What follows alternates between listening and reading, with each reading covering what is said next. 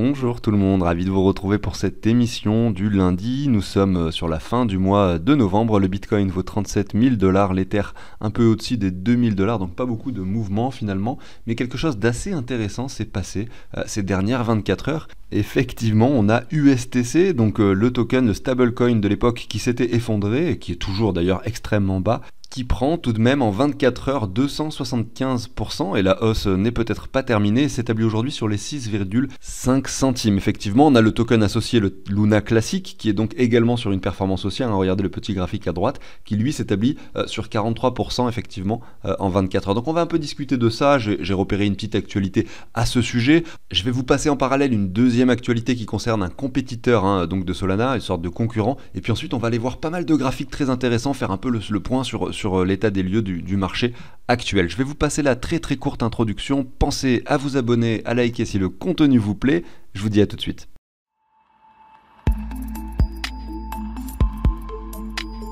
Alors, avant de débuter, comme d'habitude, si tu connais pas, sache que je te partage un outil d'investissement, c'est un tableur comme celui que tu vois à l'écran actuellement, que tu peux utiliser sur tablette, PC, téléphone, etc., qui récapitule tous tes investissements. Donc si tu as de l'argent sur 5 plateformes différentes, effectivement que tu as beaucoup de cryptos différentes, ça peut simplement te permettre de savoir où tu en es, combien tu as d'argent par rapport à ce que tu as investi, combien tu es en train de gagner. Effectivement, tu connais tout en temps réel parce que le prix des crypto-monnaies est récupéré en temps réel et s'actualise chaque heure sur ce tableur.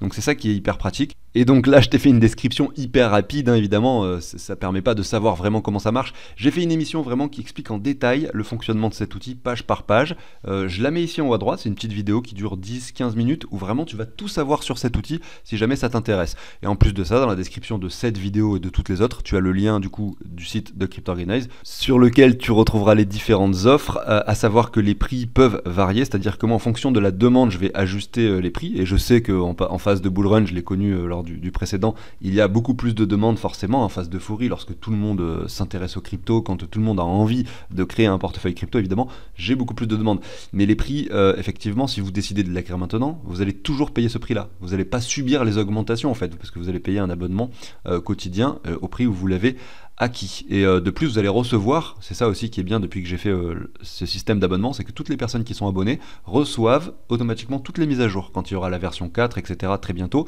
vous allez recevoir automatiquement dans votre boîte mail. Ceci étant dit, je commence directement avec l'émission. Donc je vais faire qu'une émission aujourd'hui, vous l'avez compris, parce que j'ai, voilà, je vais pas vous raconter ma vie, mon fils qui a la gastro, c'est l'horreur à la maison.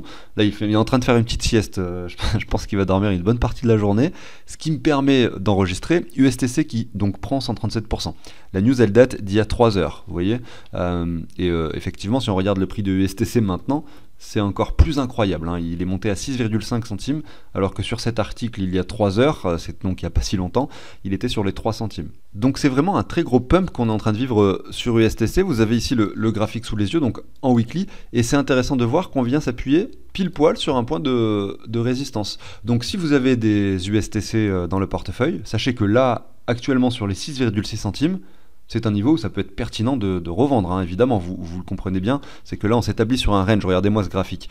Bon, voilà, je fais un peu les choses à l'inverse de ce que je fais d'habitude, on parle d'abord du graphique avant de regarder la news, mais grosso modo, même sans regarder la news, on voit directement aujourd'hui que c'est un bon niveau pour revendre. C'est-à-dire que là, vous avez ce range qui est très joliment établi, avec une borne haute, une borne basse, et aujourd'hui on vient chercher la borne haute. Et un pump aussi rapide comme ça sur un espace, donc là effectivement vous avez 2 semaines quand même, des bougies qui représentent 2 semaines, ça semble vraiment trop rapide pour un pump, c'est-à-dire que quelque chose d'aussi rapide généralement se traduit par la suite, je dis bien généralement, je fais de la spéculation, je sais pas ce qui va se passer, aussi bien on va continuer de monter sur USTC, mais généralement quand on a un pump aussi rapide, le retracement qui s'ensuit est tout aussi violent. Alors vous voyez ici qu'à l'époque, en l'occurrence, juste après le crash, on a eu cette énorme bougie verte de rebond logique et qui s'est traduit par la suite par de nombreuses semaines dans le rouge. Et une chute lente, voilà, et fastidieuse qui nous a ramené sur un double bottom à cet endroit-là précis, sur cette mèche. Et ensuite, on a construit un joli W qu'on a confirmé la semaine dernière. Voilà, donc moi aujourd'hui, quand je vois ça, je me dis que le pump a déjà eu lieu et que aujourd'hui, les USTC que j'ai peuvent être intéressants effectivement plutôt à la revente. Malgré tout, j'en ai pas beaucoup des USTC, je les conserve pour un futur éventuel repeg qui peut-être ne se produira jamais. Alors pour ceux qui comprennent rien à ce que je raconte, repeg c'est quoi? Ça veut dire un retour sur les 1 dollar. En fait ça c'était un stablecoin à l'époque. Il valait toujours 1 dollar. Puis un beau jour, voilà l'effondrement de ce protocole de finance décentralisée qui a entraîné le token aux abysses, notamment en dessous des 1 centime me semble-t-il, pour aujourd'hui s'établir à 6. Mais voilà, effectivement on est encore très très loin de revenir sur ce niveau des 1 dollar. Mais si le repeg a un jour lieu, effectivement on pourra imaginer qu'on revienne là-haut. Et bon, je me dis que spéculer avec la somme que j'ai, je me dis au pire ça marche pas, tant pis. Puis si ça marche, tant mieux. Mais voilà, je spécule sur un repeg éventuel en sachant qu'il y a quand même finalement toute une organisation derrière, une communauté qui effectivement espère qu'un jour ça se produise, qui donc sur ce protocole qui est donc une organisation décentralisée autonome puisse faire, ils font pas mal de votes dans ce sens-là pour brûler beaucoup de Luna classique qui lui-même permet justement de réguler le prix de l'USTC. Voilà, il y a tout un processus, tout un système à comprendre derrière que j'ai déjà expliqué en détail d'ailleurs sur la chaîne, je ne vais pas le refaire aujourd'hui. Mais on peut supposer effectivement qu'on revienne sur les 1 dollar. Alors même si la probabilité aussi, le pourcentage de chance que ça arrive est très faible, peut-être 10, 15, 20%, selon moi ça reste pertinent d'avoir peut-être 0,5 ou 1% de son portefeuille du STC pour le diversifier dans sa globalité. Si ça monte, eh bien profiter justement de cela. Voilà. Et puis le raisonnement logique à avoir, j'ai envie de vous montrer ça à l'écran parce que c'est intéressant. Admettons, vous avez 1% de votre portefeuille en USTC, que vous estimez, ça reste votre propre estimation malheureusement, ça c'est toujours pareil, c'est vous qui devez estimer les choses, mais on peut pas faire autrement. Parce que chacun va avoir une opinion différente sur le sujet. Mais grosso modo, ce qu'il faut comprendre, c'est que si vous allez acheter 1% d'une crypto, mais que cette crypto a 10% de chance de faire x20, donc là je mets x20 parce qu'en l'occurrence c'est le cas pour celle-ci. Si elle se repègue, on va dire qu'on est à 5 centimes, on est un peu plus haut, mais voilà, on passe de 5 à 1 dollar pour simplifier le calcul, ça fait x20. Alors pour voir si ça c'est viable, il faut faire le calcul. On va dire qu'on a un investissement de départ de 1000 euros. Moi je fais ça pour faire le calcul, pour voir si c'est viable. Sur ces 1000 euros, je vais acheter 100 cryptos du coup, tout simplement à hauteur de 1% du portefeuille.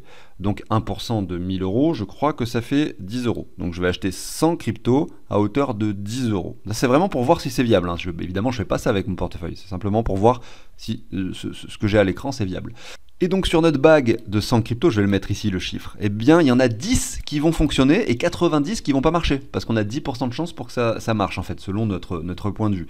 Ça veut dire que grosso modo, on en a 10, donc à hauteur de 10 dollars, qui vont faire x20. Ce qui veut dire que si on fait 10 x 20, ça fait 200. Ça veut dire qu'il va y avoir 10 cryptos qui nous rapportent 200. Donc ce qui fait 2000 dollars, voilà tout simplement. Donc en gros, vos 1000 dollars se transformeraient en 2000 dollars. Donc c'est viable en fait, cette stratégie. Et en fait, c'est comme ça que je fais moi pour savoir si mon investissement est viable. Et surtout pour savoir combien de pourcentage de mon portefeuille je dois mettre. Parce que là, si on passe à 15%, c'est plus du tout intéressant. Avec 15%, je vais acheter que 6 cryptos et pas 100. Du coup, avec mon portefeuille, et si vous prenez 6 cryptos, là vous vous dites, mais attendez, j'ai une chance sur 10 avec chaque crypto de gagner, justement de faire un fois 20, mais si j'en ai que 6, il y a quand même une chance une forte probabilité pour que finalement aucune de mes cryptos fonctionne en fait. Et donc là, vous avez presque une chance sur 2 en fait, si vous en prenez 6, pour que ça marche pas du tout. Donc là, c'est plus du tout viable. C'est comme ça qu'en fait on peut faire le raisonnement. Je suis sûr qu'on pourrait faire un tableur Excel de tout ça pour vérifier la fiabilité des cryptos en question. Bon, je vais quand même regarder l'article sur USTC rapidement, alors qu'il prend 130, voilà, ils disent 137%, on s'en fout un peu. Grosso modo, ils disent qu'il y a un trader qui, sur la plateforme X, donc Twitter, c'est un partenaire officiel du coup de Terra Luna Classic qui annonce qu'un total de 25,6 millions d'USTC ont été acquis par le laboratoire Terra Classic. Bon, en fait, c'est pas une très grosse somme. 25,6 millions d'USTC, ça fait 500 000 dollars. Et ils l'ont acquis au prix de 0,02. Donc, grosso modo, au prix actuel, ça fait 1,5 million. Mais bon, 1,5 million, sachant que l'USTC, finalement, en capitalisation, il y a 11 milliards qui ont disparu. Donc, 11 milliards de dollars qui ont été perdus par toutes les personnes qui faisaient confiance à ce stablecoin. C'est pas beaucoup, en fait. Donc, je pense que c'est pour ça que je pense qu'effectivement, ce pump est un peu précoce. Peut-être est un peu trop rapide, une espèce d'euphorie s'est créée là-dessus. Je pense qu'en fait c'est ça qui va se passer avec ce token, c'est que beaucoup de personnes comme moi peut-être en ont et vont attendre, en l'occurrence peut-être le repeg. Beaucoup de personnes vont en acheter en espérant que ça repeg, ce qui peut créer en fait cette espèce d'euphorie. Vous savez, il suffit qu'il y ait une petite actualité sur le sujet, des personnes qui disent, qui étaient là il y a 2-3 ans et qui connaissent l'histoire, etc., qui se disent oui, je vais le tenter le coup pour le repeg, etc. Ça peut créer des espèces d'euphorie qui peuvent le pousser aux 15-20 centimes, vous voyez, rapidement, mais attention, c'est très risqué, c'est très risqué, et puis voir qu'une euphorie telle se produit sur une actualité pas si ouf finalement, c'est pas forcément hyper positif. Regardons maintenant la petite sœur, donc qui a un pump beaucoup plus modéré, beaucoup plus finalement pertinent. Je parle bien sûr du Luna classique qui valait dans les 80 $ avant l'effondrement et qui, regardez, aujourd'hui ne vaut plus que 0,0001 $. Effectivement, en fait, son inflation a été telle qu'en fait la crypto a énormément chuté. Quand je dis l'inflation, c'est même pas une inflation en fait, c'est une inondation de tokens en circulation qui sont arrivés sur le marché, puisque le principe même justement de ce système, c'était du burn and mint. Ça veut dire que tu crées du Luna pour brûler du USTC et inversement, etc. Sauf que quand l'USTC s'est dépeg, ça veut dire que sur les marchés il valait moins que 1 $. Et bien, toutes les personnes qui avaient de l'USTC voulaient forcément aller sur le protocole, se séparer de leurs USTC pour pouvoir les revendre à 1 $ sur le protocole. Voilà, c'est ça le principe, c'est que ça restait toujours au prix de 1 $. Et donc, ce qui fait que beaucoup de monde sont allés brûler des USTC pour créer du Luna. Évidemment, ça fait planter complètement le protocole, mais surtout, il y a des millions, des milliards de Luna qui ont été créés en fait sur la supply. Et donc, son prix s'est dilué, le token a énormément chuté. On voit pas l'ancien graphique, puisque là, vu qu'il a été renommé, on n'a pas malheureusement, on n'a pas les bougies d'avant, mais c'est tant mieux, parce que ça serait chiant à visualiser. Mais c'est vrai que voilà, aujourd'hui, il y a une sorte d'équilibre qui se rétablit, on a l'impression, avec un Luna classique qui, regardez, nous forme une sorte d'énorme pump qui s'est produit en septembre 2022. On en avait parlé d'ailleurs à ce moment-là. On a eu 400%. Et derrière, vous voyez, on revient sur des niveaux inférieurs et on performe de nouveau depuis peu, un peu avec cette histoire. Et on fait pas de nouveau plus bas. C'est ça qui est intéressant, c'est que là, le plus bas qui était atteint ici, c'était en juin 2022. Depuis, on n'a pas fait de nouveau plus bas. Et puis peut-être qu'en fait, ça pourrait se reprendre. Voilà, spéculer là-dessus, et également ça peut être pertinent. Voilà, sur ce token en fait c'est un peu similaire, spéculer sur l'USTC ou bien sur le Luna classique, c'est à peu près pareil. Je continue avec cette deuxième actualité avant de regarder quelques graphiques. Donc on a le compétiteur de Solana qui est donc SEI Network, d'après du coup cet article, qui performe beaucoup, donc qui prend 110% ces dernières semaines. Alors on va regarder le graphique juste après, parce qu'il y a eu un investissement de la part de Circle. Circle, c'est l'entreprise qui émet les USDC, donc qui a forcément un rapport avec Coinbase, puisque on sait que l'USDC est le stablecoin de Coinbase à la base. C'est donc à travers cet investissement une certaine confiance que Circle accorde à ce projet. Et il est également expliqué que SEI Network du coup propose des transactions 5 fois plus rapides que sur Solana, et également avec 2 fois plus de scalabilité, c'est-à-dire possibilité de faire 20 000 transactions par seconde, alors que sur Solana on est plutôt à 10 000. Par contre, moi je permets de rajouter quelque chose à ces informations, c'est que il n'y a pas que ça qui compte, c'est-à-dire que derrière vous pouvez avoir une blockchain qui est très rapide avec des transactions avec des frais extrêmement faibles, etc. Mais si la sécurité n'est pas assurée ou si le protocole n'est pas assez fiable, on peut avoir pas mal de soucis qui s'intègrent avec par exemple un bloc qui pose problème et derrière une blockchain qui est finalement arrêtée pendant plusieurs heures, comme ça a été le cas d'ailleurs sur Solana. Mais évidemment tout ça est à prendre en compte, on n'a pas que la scalabilité et la vitesse de transaction qui jouent dans l'équation. La preuve en est avec le Bitcoin qui a une scalabilité dégueulasse à hauteur de 10 transactions par seconde je crois, avec des frais de transaction énormes et voilà, et effectivement un temps de transaction également qui peut durer jusqu'à 10 minutes, donc la vitesse d'un bloc. Sauf que le Bitcoin, effectivement, est beaucoup plus sur cet aspect décentralisation et sécurité, ce qui en fait une bonne réserve de valeur en l'occurrence. Voilà. Bon, on va pas débattre sur ce sujet tout de suite, mais c'était simplement pour dire qu'il faut faire attention et se méfier quand vous allez voir des articles ou des personnes parler de la scalabilité, de la rapidité, etc. De aussi faire la part des choses sur les autres aspects hyper importants d'une blockchain. On regarde maintenant le token du coup SEI. Alors on va regarder sur crypto, ce qui se passe. J'ai pas beaucoup d'historique, j'ai pas l'impression que ce soit une crypto qui existe depuis très très longtemps. On était ici en août 2023, une sorte de joli U qui s'est dessiné. Ça me donne vraiment envie d'aller sur la crypto. Voilà, j'y suis, max. Je le fais en même temps, j'aurais pu le faire en off tout ça. Là on était quoi ouais, effectivement c'est une crypto hyper récente, c'est un projet hyper récent. Effectivement on est sur les 20 centimes. On a eu le listing apparemment par ici vers les 35. La chute l'a mené jusqu'au 9. Aujourd'hui on se reprend, donc c'est vraiment très récent, très difficile. On peut pas faire une analyse graphique ici, on peut pas se dire voilà c'est un bon niveau à cet endroit là pour acheter, etc. Moi la seule chose que je peux faire aujourd'hui c'est essayer de voir où est-ce qu'on va s'arrêter, cette hausse qui dure depuis le mois d'octobre 2023, la poussée donc des 9 aux 30 centimes, donc x3 quasiment. On va essayer de voir où est-ce que ça s'arrête. Peut-être que c'est maintenant, on a une bougie rouge qui se dessine, on ne sait pas.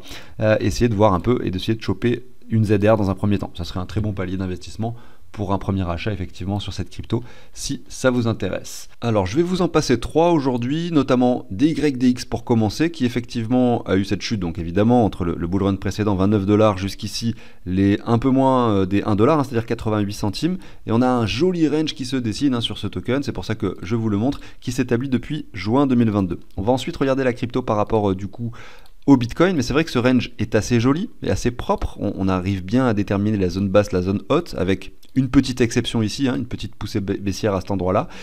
Et aujourd'hui, on est plutôt en haut de la zone. Donc la zone d'achat à privilégier aujourd'hui sur ce token, c'est plutôt celle-ci, les 1,86. Donc le niveau actuel semble un petit peu élevé pour investir sur des YDX. Mais on a un début de bougie rouge là qui se dessine hein, dessus.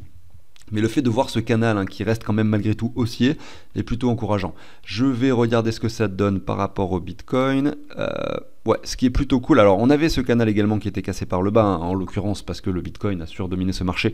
Ces derniers mois, regardez, depuis le mois de juin 2023, on a réintégré le bas enfin, on a cassé ce canal par le bas. Sauf que du coup, maintenant, ce qu'on peut faire, c'est se mettre une ligne horizontale comme celle-ci. Et on voit qu'on dessine pas un double ni un triple bottom. On est toujours sur une tendance haussière.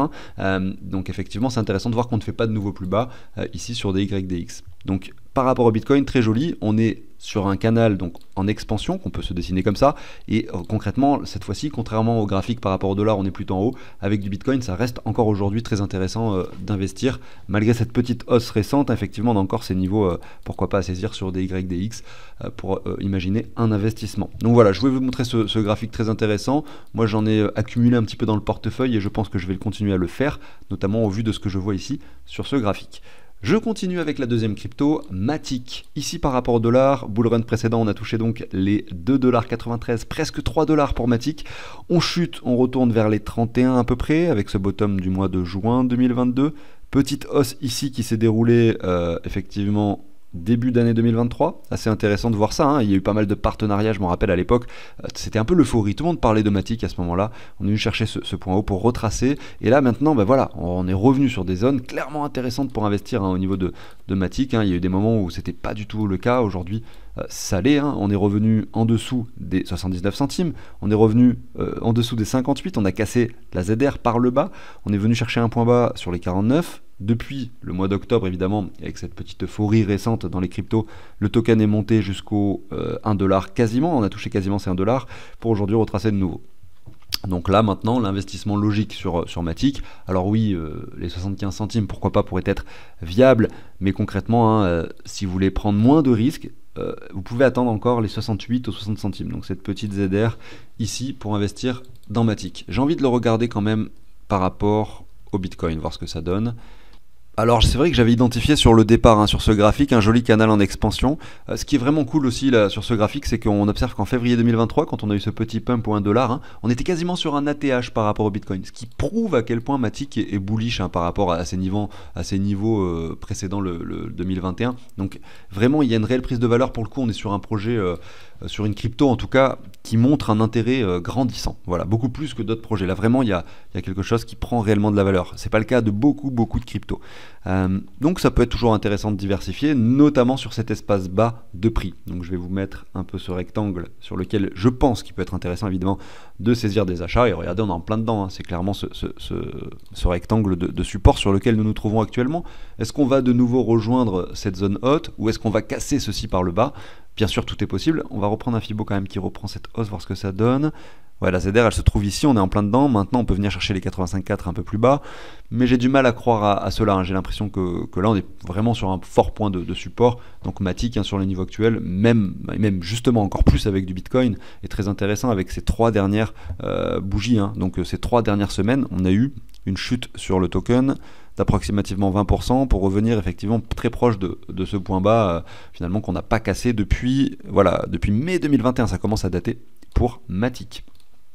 Je continue avec la troisième crypto, il s'agit de Stacks. Alors Stacks, plateforme de smart contract pour le Bitcoin, bon, projet hyper intéressant, avec un token qui avait touché les...